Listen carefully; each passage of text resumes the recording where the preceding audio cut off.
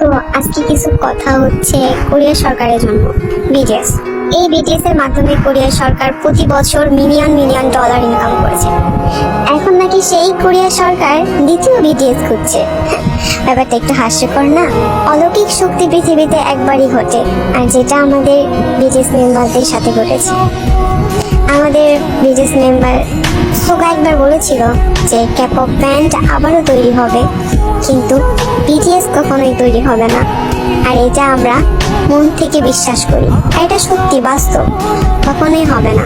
ক্যাপপ group তো অনেকগুলোই আছে, কিন্তু বিটিএস গ্রুপের মতো কয়টা আছে? না কখনো ছিল আর না কখনো হবে, কারণ পৃথিবীতে অলৌকিক শক্তি একবারই ঘটে। বিটিএস কোনো ক্যাপপ ব্যান্ড না, এটা একটা ফ্যামিলি যা কোটি কোটি আর্মি নিয়ে গঠিত। বিটিএস আর আর্মিদের মধ্যে যে সম্পর্কটা আছে সেটা কখনোই তৈরি হবে না। হাজার চেষ্টা করলেও তৃতীয় বিটিএস আর কখনোই তৈরি হবে না।